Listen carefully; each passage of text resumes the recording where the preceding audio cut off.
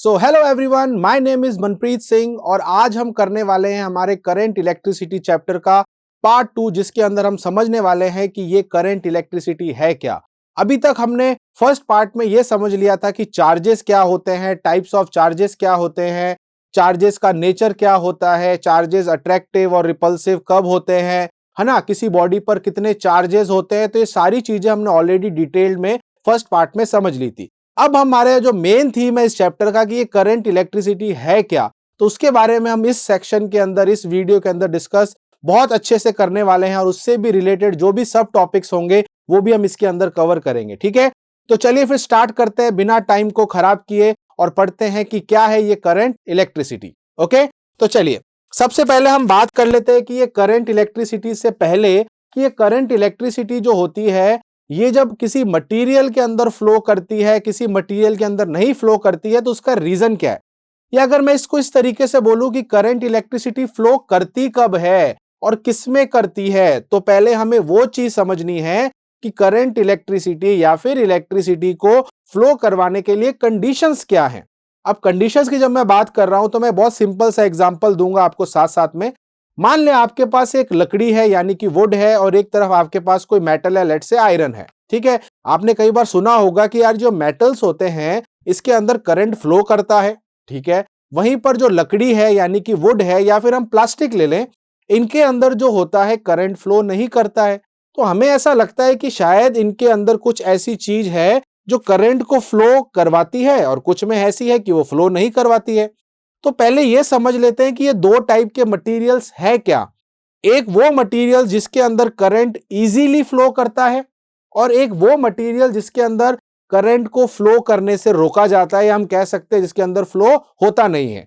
तो ये दो तरीके के जो अलग अलग टाइप के जो मटेरियल्स हैं इनको हम किस कैटेगरी में डालते हैं, क्योंकि अगर हमें यह समझना है कि करंट इलेक्ट्रिसिटी बनती किसमें है या किसमें फ्लो करती है, पहले हमें यह तो समझें कि वो चीज क्या है जिसमें करंट फ्लो करता है। तो सबसे पहले हम ये समझेंगे कि ये जो कंडक्टर्स हैं और जो इंसुलेटर्स हैं ये है क्या।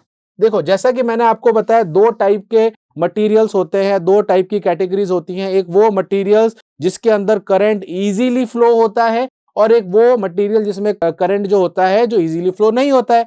तो आपके सामने ये दोनों नाम यही बता रहे हैं। कंडक्टर, जिसको अगर अपन इंग्लिश के अंदर भी समझेंगे ना, कंडक्ट यानी कि किसी चीज को कंडक्ट करना, फॉलो करना, उसमें से पास करना, राइट। तो कंडक्टर नाम से पता चल रहा है कि ये करंट को फ्लो करवाता है। वहीं पर इंसुलेटर वो होते हैं जो करंट को फ्लो करने से रोकते हैं। जैसे कि मैंने अभी आपको एग्जांपल दिया था, वुड हो गया, प्लास्टिक हो गया, राइट। तो और भी कई एग्जांपल्स हम पढ़ेंगे। ठीक है, तो पहले ये समझ लेते हैं कंडक्टर्स क्या होते हैं। देखिए, अगर हमें करंट इलेक्ट्रिसिटी समझना है तो सबसे पहले ये तो समझ लें कि करंट इलेक्ट्रिसिटी फ्लो किन में करती है। आपने कई बार अपने आसपास या कहीं पर देखा भी होगा कि जो वायर्स होती है, बिकॉज वायर जनरली हमारे घरों में ऐसे ही पड़ी होती है, हम कभी भी उठा के वायर को देख सकते हैं। तो मान लो आपके सामने एक वायर पड़ी है, वायर को उठाते हैं तो आप क्या देखते हैं?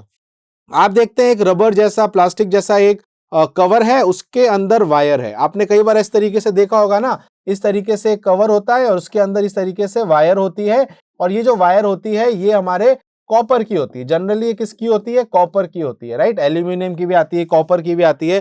ऊपर इसके जो लगी होती है एक तरीके की प्लास्टिक लगी होती है ना। आपने सबने ये देखा होगा, ये तो बहुत कॉमन है। आप घर में कोई वायर उठा के देखेंगे तो उस वायर को जब आप छीलेंगे, उसको पील ऑफ करेंगे तो अंदर से आपको मेटल दिखेगा जो कि कॉपर होता है। कभी आपने सोचा कि जो करंट है वो रियलिटी में कहां फ्लो कर रहा है? वो इस कॉपर वाली वायर में फ्लो कर रहा है। वहीं पर इसके ऊपर जो ये लगा हुआ है ना, ये सेफ्टी है।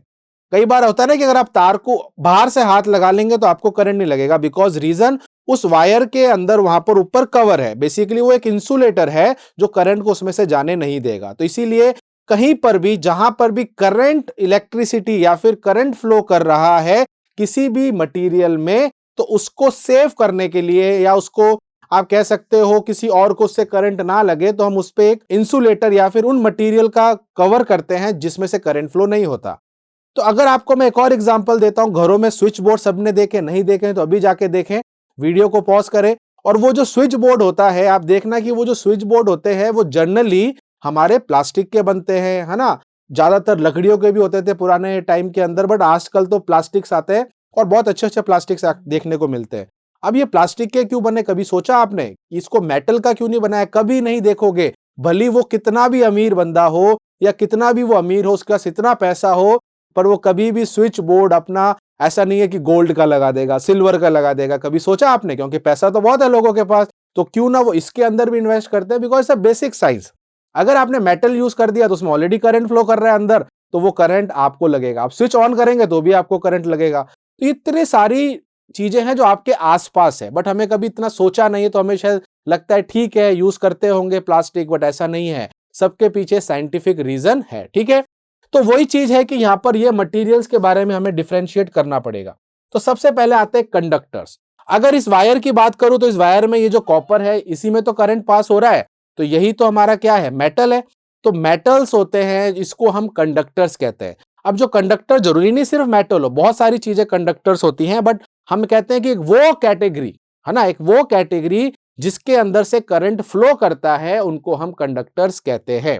Conductors can be metal, conductors can be fluid, even conductor जो है वो हमारी खुद की बॉडी भी होती है, राइट। तो ये बहुत सारी चीजें हैं, बट अभी यहां पर हमें ये समझना है कंडक्टर वो मटेरियल्स होते हैं जिसके अंदर करंट इजीली फ्लो करता है। अभी आप बोलेंगे सर आपने जो चार्जेस हमें पढ़ाया था उसका यहाँ क्या रोल है? अभी रुक जाइए, अभी सब बाकी है। अभी हमें यह समझ में आ गया कि अगर हमें करंट फ्लो करवाना है, सो वी नीड कंडक्टर।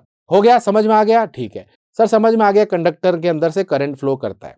अब कभी आपने ये सोचा कि ये करंट है क्या? ये करंट क्या है जो ये आप कह रहे हो ना सर ये करंट फ्लो करवाना, ये है क्या? तो मैंने आपको क्या बोला था, मैं बेसिक से बताऊंगा, तब सुनना अच्छे से। मान लेते हैं, ठीक है, मान लेते हैं हमारे पास एक कंडक्टर है, लेट से हमारे पास एक वायर है ना। इस वायर को मैंने जूम किया और ये आपको वायर यहां से दिख रही है, ठीक है। अब लेट से इस वायर के अंदर बहुत सारे इलेक्ट्रॉन हैं। अब आप बोलेंगे सर ये कौन से इलेक्ट्रॉन है?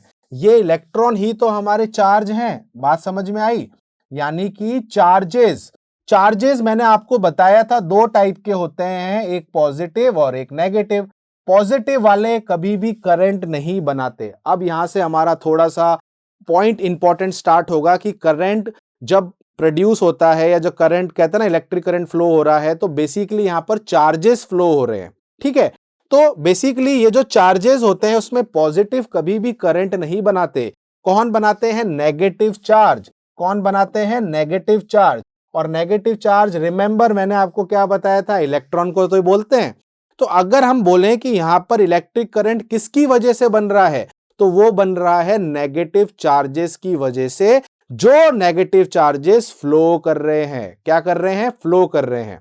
जैसा कि आप इस डायग्राम में देख रहे हैं, आपको ये इलेक्ट्रॉन दिख रहे हैं। अब ये इलेक्ट्रॉन अगर मूव कर रहे हैं, इसका क्या मतलब है? इनको किसी ने छोड़ दिया। अगर इनको मैं बांध के रखता तो क्या ये फ्लो कर सकते? नहीं।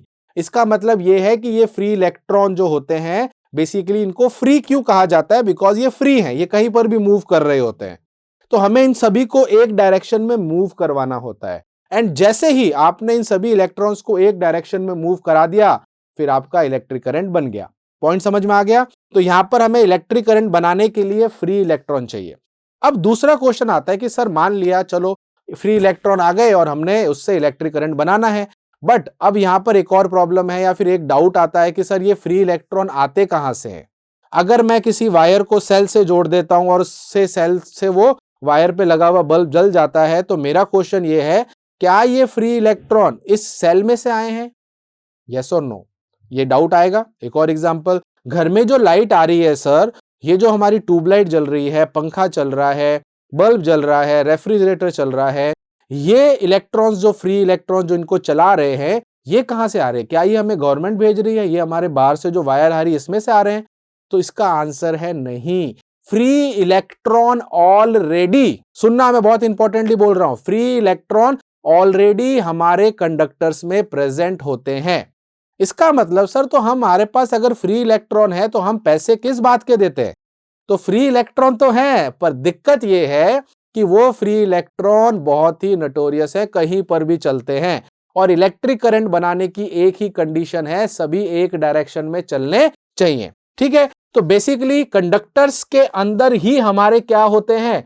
आप यहां पर पढ़ेंगे, the presence of free electron in a substance make it as a conductor.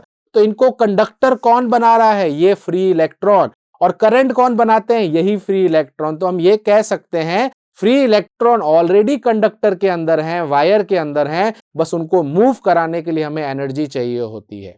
I hope थोड़े थोड़े डाउट्स आपके क्लियर हो रहे हैं और किस तरीके से चार्जेस का यहाँ रोल है वो भी मैंने आपको समझा दिया। ठीक है, अब इसके एग्जाम्पल्स पूछे जा सकते हैं, तो ऑल मेटल्स, जितने टाइप के मेटल्स आपको याद आ रहे हैं, कोई भी, यू कैन नेम एनीवन, हर एक metal is a conductor of electricity, यानी कि इनके अंदर फ्री इलेक्ट्रॉन पाए जाते हैं या प्रेजेंस होते हैं। अगर आपसे कोई पूछ लेना कंडक्टर की क्या पहचान है, तो आप बोलना इसमें फ्री इलेक्ट्रॉन होते हैं। ठीक है, तो इतने सारे फ्री इलेक्ट्रॉन ऑलरेडी इनके अंदर होते हैं, तो इनमें इजीली करंट फ्लो कर लेता है। ठीक है, अब इसके अलावा ह्यूमन बॉडी, हमारी खुद की बॉडी भी एक क्या कहते हैं, कंडक्टर है, गुड कंडक्टर है, तो हमारे अंदर से भी इलेक्ट्रिसिटी पास हो सकती है। सो आई होप सबको ये फैक्ट भी अच्छा लगा होगा, और ये मैंने आपको बता ही दिया कि प्रेजेंस ऑफ जो फ्री इलेक्ट्रॉन होते हैं यही इलेक्ट्रिक करंट को बनाते हैं और इसी को हम कंडक्टर्स बोलते हैं। यहाँ पर और भी एग्जांपल है, सिल्वर हो गया, गोल्ड हो गया, कॉपर की वायर लगभग हमारे घरों में यूज होती है, स्टील हो गया,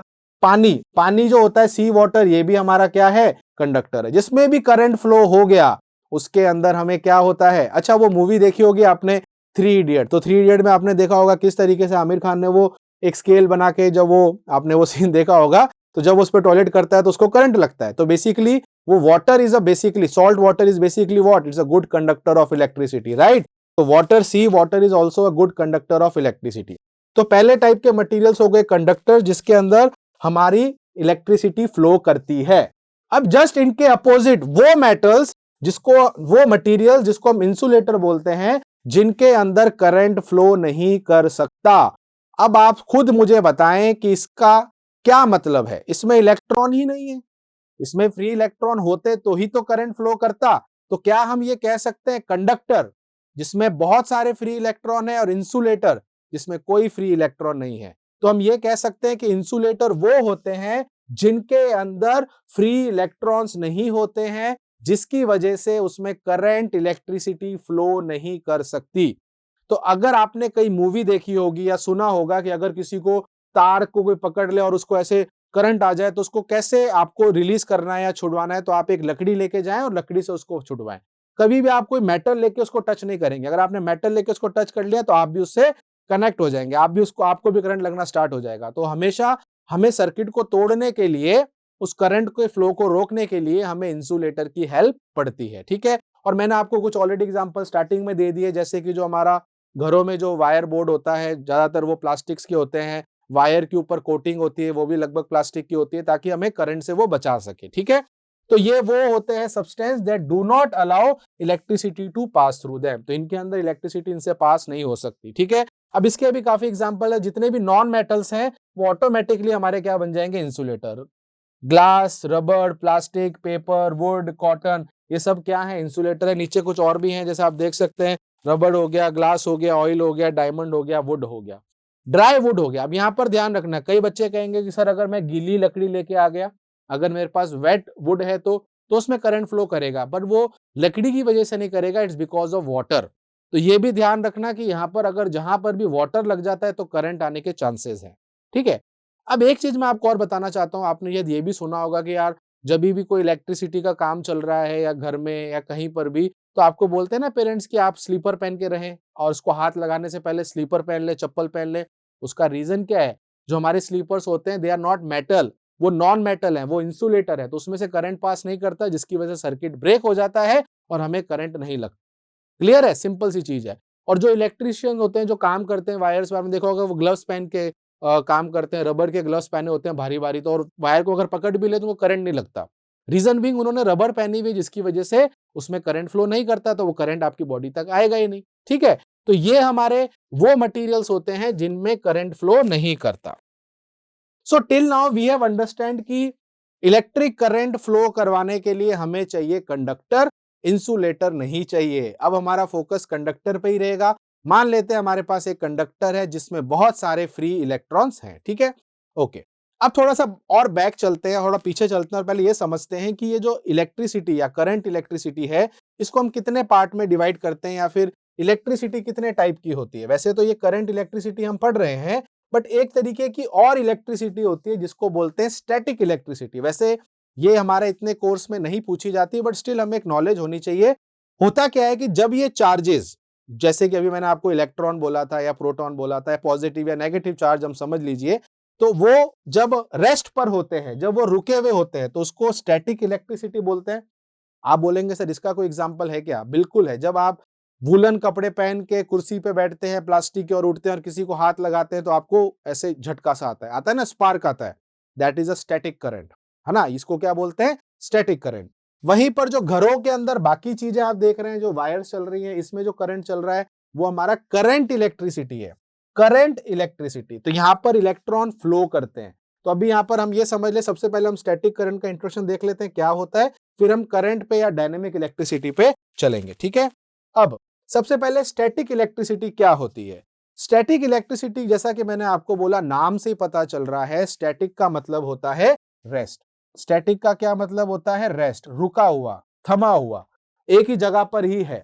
तो जब आपके इलेक्ट्रॉन्स या चार्जेस रेस्ट पर होते हैं तो वो एक इफेक्ट क्रिएट करते हैं, है ना? और उस इफेक्ट जो उन्होंने क्रिएट किया है उसकी वजह से ये इलेक्ट्रिसिटी प्रोड्यूस होती है, स्टैटिक इलेक्ट्रिसिटी, जिसको हम इलेक्ट्रोस्टैटिस्टिक्स भी कहते हैं, जो हम 12th क्लास में पढ़ेंगे। इलेक्ट्रोस्टैटिक्स जो हमारा 12th क्लास में आता है और उसको हम पूरा डिटेल में पढ़ते हैं। बट अभी हम ये समझ लेते हैं, जब ये चार्जेस रुके हुए हैं तो ये स्टैटिक करंट बनाते हैं, जब ये चार्जेस चलने लग जाते हैं तो ये करंट इलेक्ट्रिसिटी बनाते हैं, जो कि हमारा चैप्टर है मेन, राइट? तो पहले समझ लेते हैं कि इन static electricity the electric charges remain at rest. तो यहां पर ये रेस्ट पर रहते हैं। दूसरा, the charges acquired by glass rod rubbed with the silk cloth. इसका एग्जांपल देता हूं, आप घर पे भी कर सकते हैं। आप एक ग्लास रॉड लेना, उसके ऊपर आप एक सिल्क का क्लॉथ को रब करोगे तो क्या होगा? जैसे आप ये फ्रिक्शन क्रिएट करेंगे, तो मैंने आपको पहले याद है चार्जेस में बताया था, बॉडी चार्ज कैसे होती है? जब आप एनर्जी प्रोवाइड करते हैं। तो जैसे ही आपने इनको रब किया तो फ्रिक्शन हुआ, फ्रिक्शन से हीट प्रोड्यूस हुई, हीट प्रोड्यूस होने से इलेक्ट्रॉन्स जो होते हैं वो एक जगह से निकल के दूसरी जगह में जाते हैं। तो हमारा ये जो सिल्क क्लॉथ है ये भी चार्ज हो जाएगा और जो हमारी ग्लास रॉड है ये भी चार्ज हो जाएगी। तो आप देख सकते हैं कि ग्लास हमारी पॉजिटिव चार्ज हो गई। इसका क्या मतलब है? ग्लास रॉड से इलेक्ट्रॉन निकल के इस सिल्क क्लॉथ पे चले गए। तो सिल्क हो गया नेगेटिव चार्ज, रॉड हो गई पॉजिटिव चार्ज। तो इस तरीके से हमारा बॉडी पर चार्ज आ जाता है। फिर अगर बॉडी पे चार्ज आ गया, फिर हम इसी सिमिलर किसी और बॉडी के पास लेके जाते हैं तो अट्रैक्शन रिपल्शन देखने को मिलता है। तो इस तरीके की जो हमारी स्टडी होती है, जहां पर चार्जेस रेस्ट पर होते हैं और वो एक इलेक्ट्रिक इफेक्ट क्रिएट करते हैं, तो उसको हम स्टैटिक इलेक्ट्रिसिटी या फिर स्टैटिक करंट कहते हैं, ठीक है? एक और एग्जांपल जो काफी ज्यादा आपका बहुत ही कॉमन है कि हमने कई बार सुना होगा कि सर ये जो थंडर स्टॉर्म्स आते हैं, बिजली चमकती है बारिश आने के टाइम या बारिश के ड्यूरिंग, राइट? तो ये रेन के ड्यूरिंग जो थंडर स्टॉर्म्स आते हैं, बिजली कड़कती है, ये सब क्या है? तो ये भी स्टैटिक चार्ज का ही एक इफेक्ट है।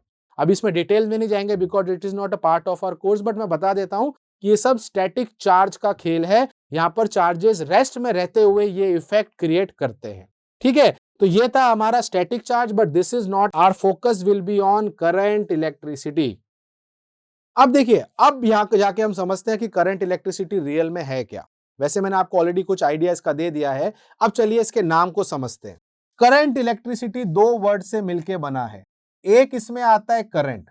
करंट का मतलब होता है, हमें क्या होता है कि जनरली हम डेली लाइफ के अंदर, नॉर्मल लाइफ के अंदर करंट करंट बोलते हैं, right? But current is not a complete word. उसका मतलब समझाता हूं। करंट तो किसी के साथ भी लग सकता है, वाटर करंट, है ना? तो करंट का मतलब होता है फ्लो। अगर हम करंट का मीनिंग देखें तो ये होता है फ्लो। और अगर मैं किसका देखूं? इलेक्ट्रिसिटी का। किसका देखूं? इलेक्ट्रिसिटी का। तो ये होता है चार्जेस। क्या होता है? चार्जेस। तो basically it's a flow of charges. तो जब आपके चार्जेस फ्लो करते हैं, जब आपके इलेक्ट्रॉन्स एक जगह से दूसरी जगह चलते हैं, तब वो बनाते हैं करंट इलेक्ट्रिसिटी, जिसको शॉर्ट में इलेक्ट्रिसिटी हम कहते हैं। बट इसका अच्छे से नाम अगर हम बोलें, जो एक रियल नाम है, तो वो होगा करंट इलेक्ट्रिसिटी। क्लियर है? तो ये करंट इलेक्ट्रिसिटी क्या है? Current electricity is the movement of electrons. Remember, these electrons are known as free electron.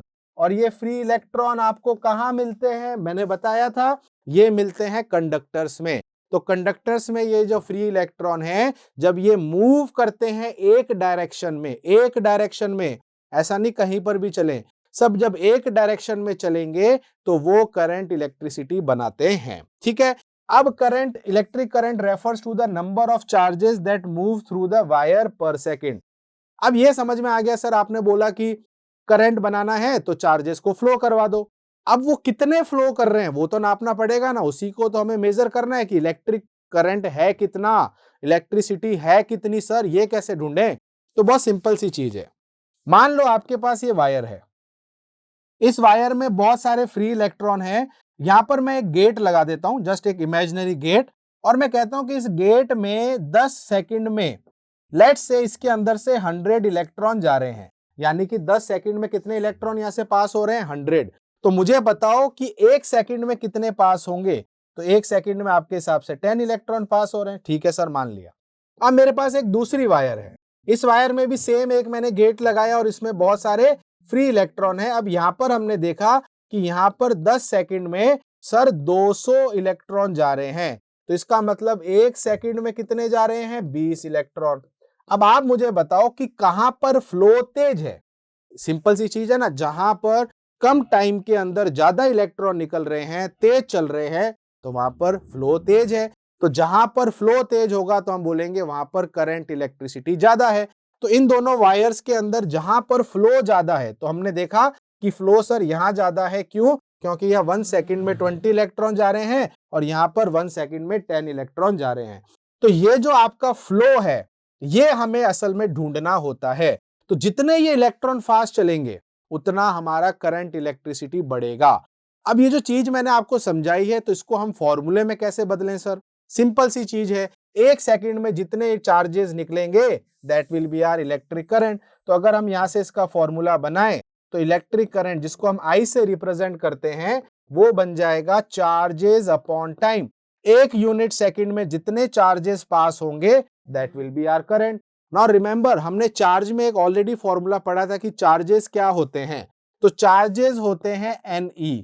तो आप ये वाला फॉर्मूला भी यूज कर सकते हैं, बट दैट इज रेयर, कम पूछा जाता है, बट स्टिल हम जानना चाहिए हमें कि ये फॉर्मूला भी आप यूज कर सकते हैं। बट रियल फॉर्मूला क्या है? Charge upon time. ठीक है, तो चार्ज अपॉन टाइम चाहो तो आप लिख सकते हो, अदरवाइज Ne/T भी लिख सकते हो। और Ne में आपको पता है N क्या है? Number of electrons. E क्या है? Charge on 1 electron. और T क्या है? हमारा टाइम।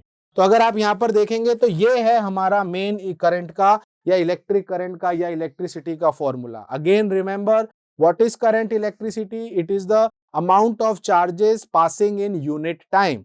1 सेकंड में जितने चार्जेस पास होंगे that will be your electric current. जैसे अगर मैं पिछला वाला एग्जांपल दूं तो वहां मैंने यही बोला था, एक वायर में 1 सेकंड में 10 चार्जेस निकल रहे हैं और दूसरी वायर में 1 सेकंड में 20 चार्जेस निकल रहे हैं। तो हमने बोला सेकंड वायर में इलेक्ट्रिक करंट ज्यादा है, बिकॉज वहां पर 1 सेकंड में ज्यादा इलेक्ट्रॉन निकल रहे हैं। और ज्यादा इलेक्ट्रॉन तभी निकलेंगे जब वो फास्ट चलेंगे। तो बेसिकली जब ये इलेक्ट्रॉन जितना फास्ट चलेंगे that will create our electric current. ठीक है, तो इलेक्ट्रिक करंट का ये वाला फॉर्मूला बहुत बहुत बहुत इंपॉर्टेंट है।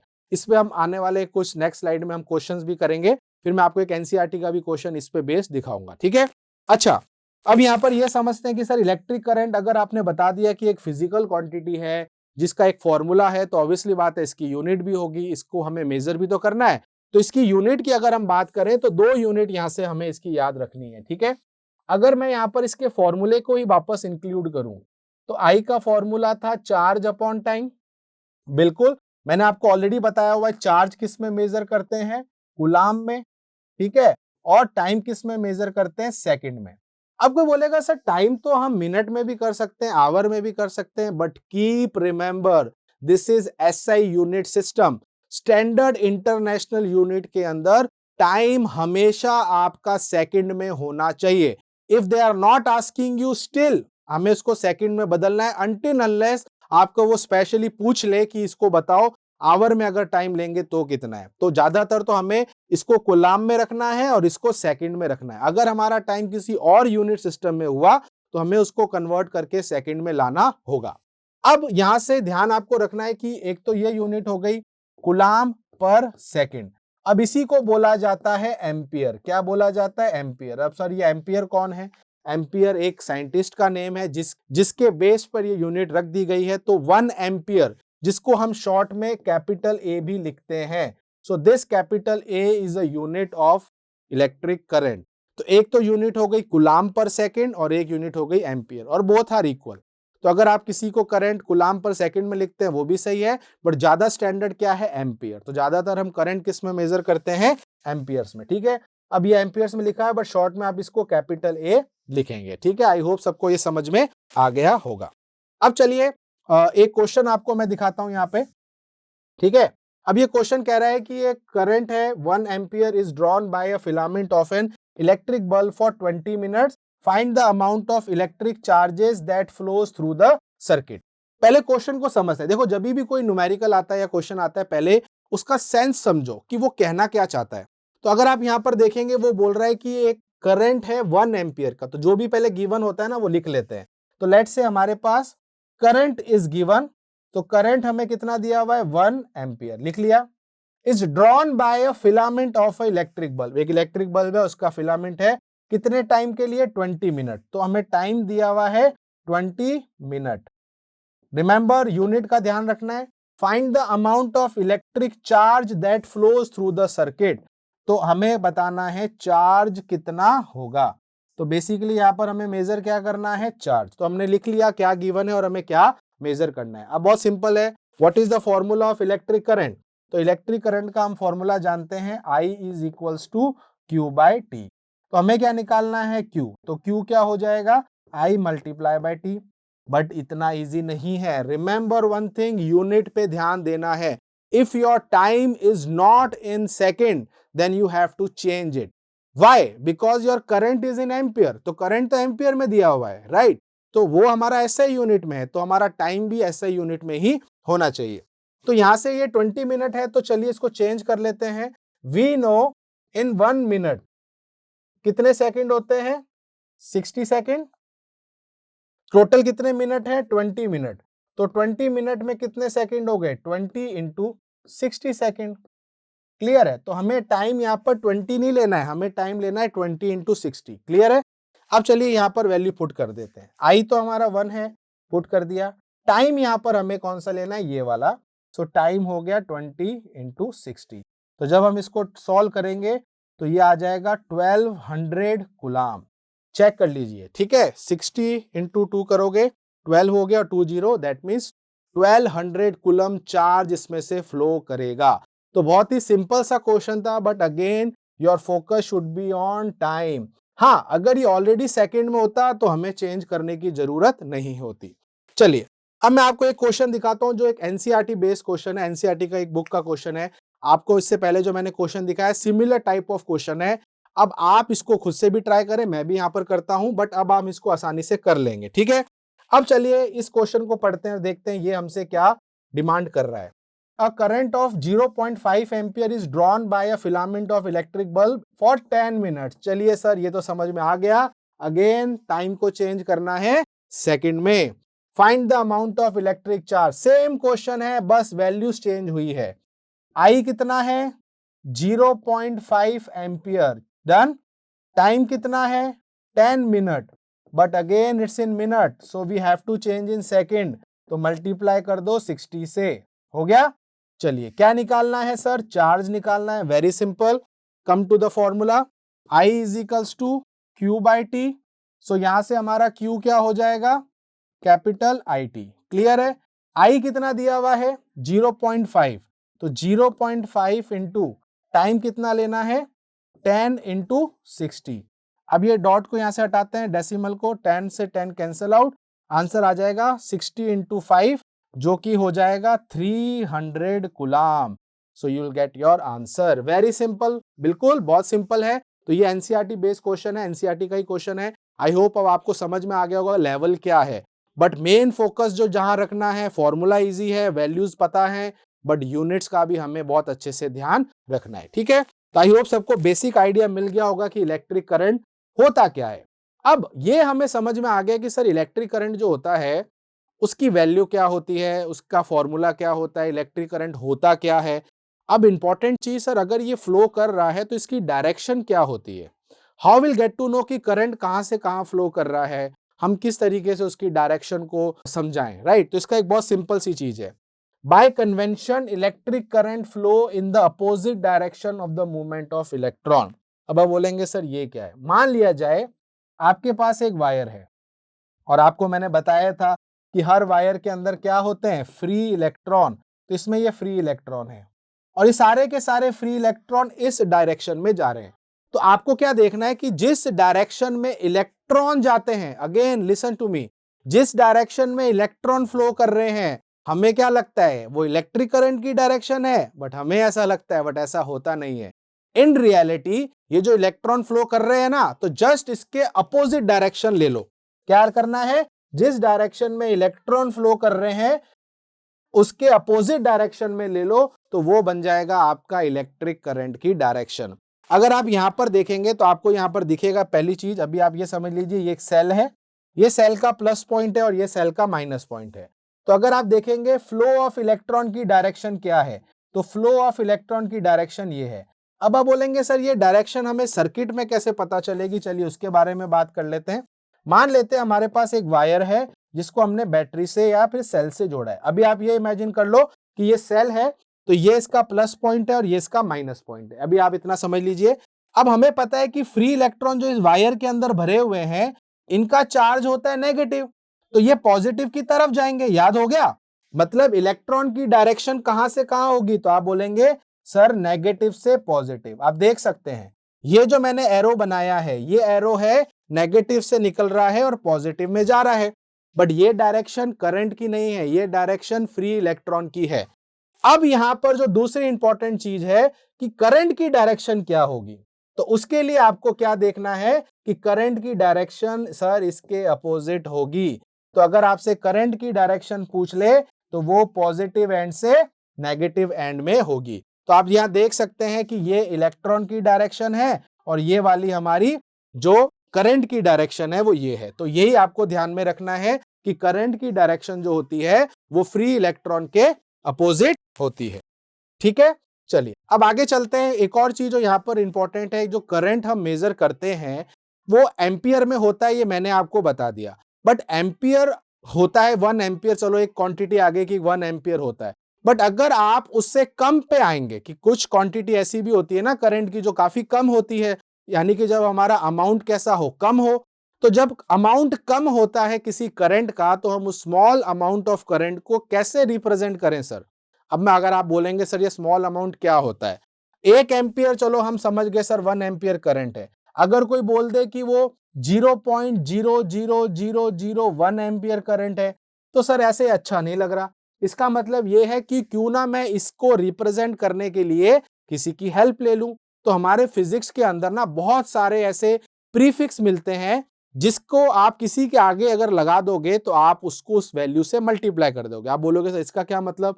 तो ऑलरेडी फिजिक्स के अंदर कुछ ऐसे प्रीफिक्स हैं, कुछ लेटर्स हैं जिनकी वैल्यू फिक्स है। तो अगर वो आप किसी के आगे लगा देंगे तो आप उसको उतनी वैल्यू दे देंगे। एग्जाम्पल देता हूं, जैसे आपने ये वर्ड बहुत सुना होगा किलो, है ना, जैसे किलोमीटर, है ना, और आपने सुना होगा किलोग्राम। तो किलो एक प्रीफिक्स है जिसको हम के से लिखते हैं, जिसकी वैल्यू होती है 10 की पावर 3 यानी कि 1000। तो आप जिसके आगे भी के लिख देंगे, आप समझ लो आपने किलोमीटर लिखा तो इसका मतलब ये 1000 मीटर है। Kilo is not a unit, kilo is a prefix. Same चीज यहां होती है। अब हम करंट को अगर मेजर करते हैं और छोटा करंट है, अब यहां पर आपके क्या लिखा हुआ है 1 मिली एम्पियर। अच्छा मैं आपको वो चीजें दिखा रहा हूं जो बहुत ज्यादा यूज होती है। तो कई बार हमें कुछ ऐसे टॉपिक्स मिलेंगे या फॉर्मूलेज मिलेंगे जहां पर हमारा करंट जो है वो मिली या फिर माइक्रो में है। ठीक है, तो जब मिली एम्पियर हम लिखते हैं तो इसका मतलब यहाँ मिली का कुछ मतलब होगा। तो मिली की अगर हम बात करें तो मिली होता है 10 की पावर -3। अब आप बोलेंगे सर 10 की पावर -3 क्या है? तो 1/1000 होता है।